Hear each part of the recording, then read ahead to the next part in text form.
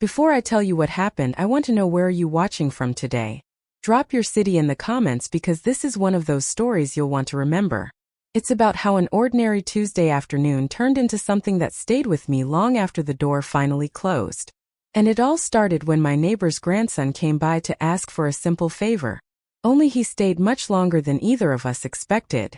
It was mid-October, the kind of day where the air has just the right Christmas to it, carrying the smell of fallen leaves and distant chimney smoke. I was in my kitchen, humming to myself while slicing apples for a pie, the late afternoon sun spilling across the counter in a soft golden wash. I had no reason to think the day would be anything but ordinary. That was before the knock at my door. 3 light taps, just enough to make me pause and glance toward the hallway. When I opened it, there he was. Jacob, my neighbor Hannah's grandson. I'd seen him plenty of times before, mostly when he was visiting his grandmother for the weekend, but never like this. He stood there holding a small cardboard box, his jacket unzipped, and his hair slightly mused from the wind. His smile was polite, a little sheepish, like he wasn't sure if he was bothering me. "Hi, Mrs. Campbell," he said, using the same formal tone he always did, even though I'd told him more than once to call me Olivia. "Sorry to drop by unannounced. I need a little help." Something about his voice made me tilt my head. Not just the words, but the way he said them, earnest, almost hesitant. I stepped aside and motioned him in, the scent of cinnamon and butter following me from the kitchen. "What kind of help?" I asked, closing the door behind him. He explained that Hannah had asked him to pick up a few things from the hardware store, but she wasn't home yet, and he needed a screwdriver to finish putting something together before she got back. It was simple enough, but while I rummaged through the hall closet, I could feel his presence behind me. Not looming, just present. When I turned around, I caught him looking at the pie crusts cooling on the counter. "That smells amazing," he said, and there was something almost boyish in the way his eyes lit up. "Apple pie," I replied, brushing my hands on my apron. "It's for later, but I can cut you a slice from the one I made yesterday if you like." He didn't hide his interest, and I found myself pulling out plates without thinking twice. One slice turned into 2, and before I knew it, we were sitting at my kitchen table, the screwdriver forgotten for the moment. We talked about nothing and everything. His college classes, my garden, the stubborn leak I'd been meaning to fix in the upstairs bathroom. It was easy, comfortable. But under that comfort was something else, something unspoken. His gaze lingered a little longer than it should have, his laughter carrying a warmth that wasn't entirely casual. I caught myself noticing the way the light hit his face, outlining his jaw, and I quickly looked away, chiding myself silently. Still, I didn't ask him to leave. The minutes stretched, the shadows in the kitchen shifting as the sun slid lower.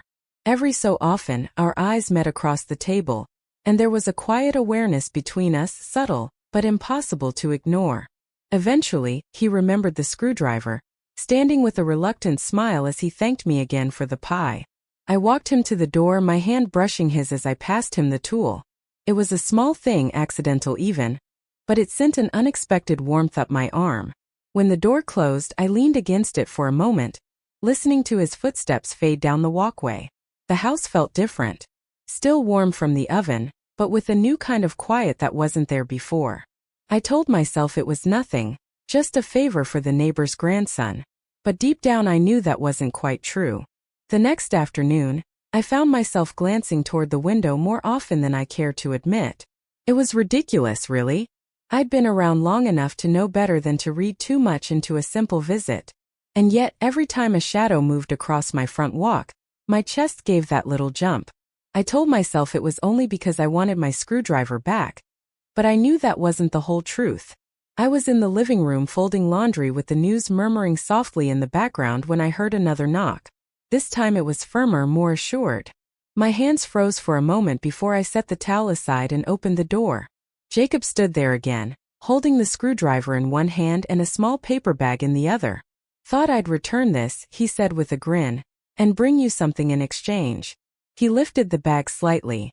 Inside was a still warm loaf of pumpkin bread. "That's from the bakery on Main Street," I said, a little surprised. "It's one of my favorites." He smiled. "Figured you might like it. Consider it a thank you for the pie yesterday." I stepped back to let him in, telling myself it would be rude not to offer him coffee to go with the bread. He slipped off his jacket and followed me into the kitchen as if it were the most natural thing in the world. The sunlight spilled in across the counter again, but this time I noticed how it seemed to soften the air between us. We sat across from each other, the kitchen filled with the warm scent of cinnamon and nutmeg.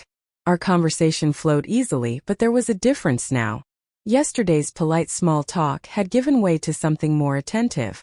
He asked me questions not just about what I'd been doing lately, but about things I hadn't talked about in years: my travels after college, the books that had stayed with me, even the music I listened to when I was his age. Somewhere between the second and third slice of bread, I caught myself leaning in just a little too much, my elbow on the table, chin resting on my hand. His eyes met mine and held them, steady and unhurried.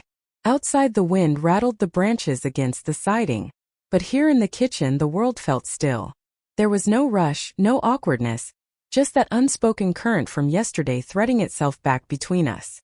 When his phone buzzed on the table, he glanced at the screen inside. Gran was asking me to pick something up before dinner. I should probably go. I nodded, hiding the odd pang of disappointment. Of course.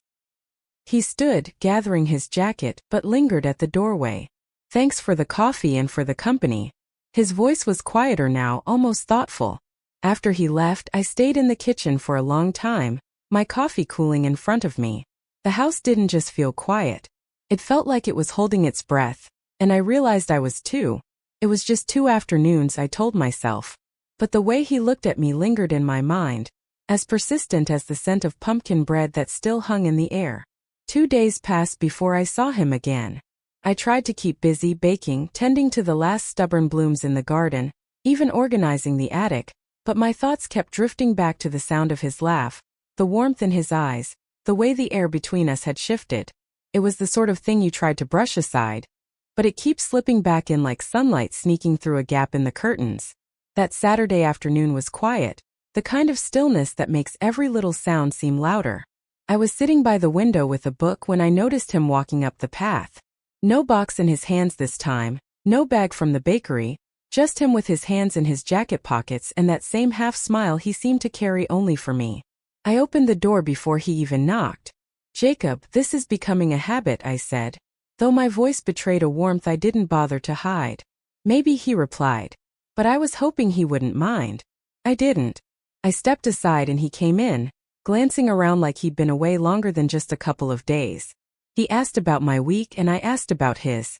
The conversation felt like slipping into a familiar rhythm, but there was an undercurrent, something quieter, heavier, waiting for the right moment to surface. We ended up in the living room this time.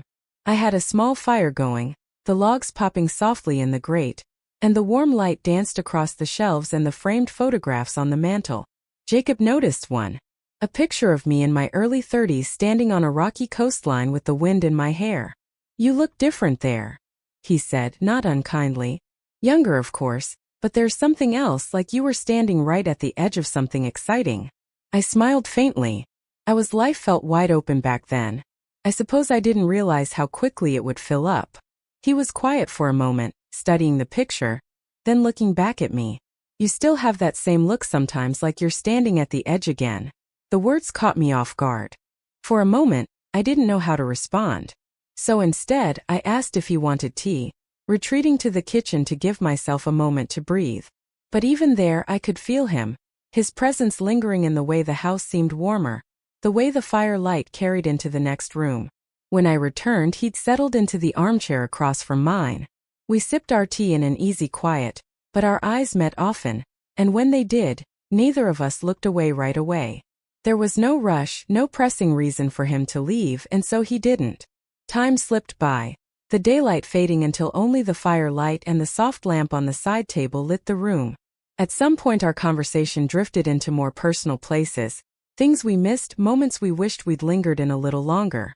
He spoke about the restlessness he sometimes felt, and I found myself telling him about the ache of certain memories, the way they pull at you even years later. It was then I realized this wasn't about pie or pumpkin bread or bar of tools. Something was unfolding between us, something neither of us had planned for. And though I couldn't quite name it yet, I knew it had already taken root. When he finally stood to leave, he paused at the door, his hand resting lightly on the frame. "Maybe I'll stop by again soon," he said.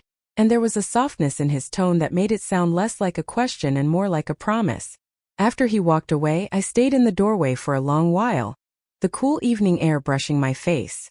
The fire still crackled behind me, but the warmth I felt now was something else entirely. The next time he came by, it wasn't because he needed anything or because he had something to return. It was late in the afternoon. The sky of pale winter blue with long streaks of gold from the sinking sun. I was in the garden trimming back the last of the hydrangeas before the cold set in when I heard his voice behind me. "Need a hand?" I turned startled but smiling. He was standing just beyond the gate, hands tucked in his coat pockets, his breath visible in the cool air. Without waiting for an answer, he stepped in and took the clippers from me, his fingers brushing mine. It was a small touch, fleeting, but it sent a ripple through me that had nothing to do with the chill in the air. We worked side by side for a while, not saying much, just the sound of the clippers and the occasional rustle of dry leaves underfoot. When we finished, I invited him inside for something warm to drink. He followed me into the kitchen, the scent of tea leaves and the faint wood smoke from the fireplace wrapping around us as I set the kettle on. We ended up in the living room again, the fire crackling softly. The late light streamed through the window, painting the walls in warm tones.